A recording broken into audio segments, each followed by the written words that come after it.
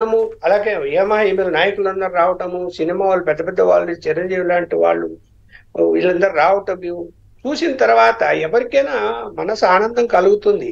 ఆ ప్రధానమంత్రి ఆయన ఒక మనిషే కదా, మరి మరి అలాంటి సీన్ క్రియేట్ అయినప్పుడు ఖచ్చితంగా ఆనందం కలుగుతుంది. చాలా అందరితో సంతోషంగా ఆయన పంచుకున్నాడు, అందరితో మాట్లాడాడు, ప్రతి ఒక్కరితో భుజం చేసి ఎవరితో కూడా అందరితో కూడా ఆయన చాలా హ్యాపీగా గడిపిపోయాడు.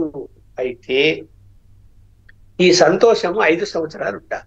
దట్స్ వాట్ నా డిబేట్ ఉద్దేశం అదే. ఈ పండగ 5 ఏళ్ళు ఉండేలా చేస్తారా ఆ పరిపాలన అనేది? Yeah please continue. 5 ఏళ్ళు ఉండాలి అని మనం మీడియా ప్రతినిధులుగా మనం కూడా కోరుకోవాలి, మీడియా సంస్థలు కోరుకోవాలి, ఈవెన్ జగన్మోహన్ రెడ్డి గారు కూడా కోరుకోవాలి. ఎందుకు? ఈ రాష్ట్రాన్ని నాశనం చేసి పోయాడు. ఇప్పుడైనా రాష్ట్రం బాగుపడుతుంది అనుకున్నప్పుడు నీ 11 మంది ఎమ్మెల్యేలు, నీ 10 మంది ఎమ్మెల్యేలు నువ్వు కూడా సహకరించు. చంద్రబాబు నాయుడు ఫోన్ చేస్తే ఫోన్ ఎత్తకపోవడం అనే సంస్కృతి ఏంటి?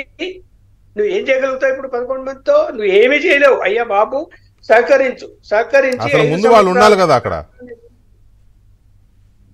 రాష్ట్రాన్ని ముందుకు తీసుకెళ్ళు.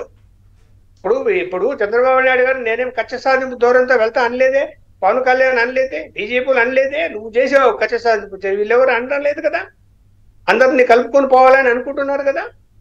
అలాంటి అనుకుంటున్నప్పుడు నువ్వు సహకరించాలి కదా ఈ రాష్ట్రానికి సంబంధించి.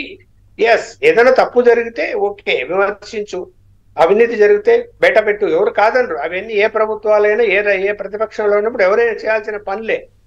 ఇక్కడ చూశారు కదా, మరి ఇవాళ కేంద్ర ప్రభుత్వం అండ ఈ రాష్ట్రానికి, ఒక చంద్రబాబు నాయుడు గారికి అండని కాదు, ఆంధ్రప్రదేశ్ రాష్ట్రానికి కేంద్ర ప్రభుత్వం అండ 100% ఉండే అవకాశం ఉంది. ఒక్కవేళ ఏదైనా పొరపాటు చేస్తే మోడీ గారు కానీ, కేంద్రంలోని బీజేపీ పెద్దలు కానీ ఆంధ్రప్రదేశ్ ప్రజలు ఇప్పటికి క్షమించారు అనుకుంటున్నా, ఫ్యూచర్లో క్షమించారు. ఎందుకంటే అంత నష్టం జరిగింది. రాష్ట్రాన్ని విడగొట్టారు, రాష్ట్ర అభివృద్ధి విషయంలో పూర్తిగా సహకరించలేదు. ఇవాళ పక్కన తెలంగాణతో మనం పోల్చుకుంటే మనం రెవెన్యూ లేక అప్పుల పాలైపోయి ఆయన అప్పుల పాలు చేశాడు. ఇప్పుడు రెవెన్యూ పెరగలేదు. ఇలాంటి పరిస్థితుల్లో మీరు అవుట్ ఆఫ్ ది వే అయినా కూడా ఈ రాష్ట్రం మీద వచ్చారు, ఆనందం పంచారు, పోయారు కాదు. ఆనందం ఎప్పటికీ ఉండాలి అంటే ఖచ్చితంగా మీరు ఏమేమి చేయాలనో అది చేయాలి. అలాగే రాష్ట్ర బీజేపీ నాయకులు కూడా కేంద్రం మీద ఒత్తిడి తీసుకురావాల్సిన అవసరం ఉంది. మీది బాధ్యత ముందు. ఇప్పుడు చంద్రబాబు నాయుడు బాధ్యత నేను బాధ్యత బీజేపీది. ఎందుకు? నష్టం జరిగింది మీ వాళ్ళు.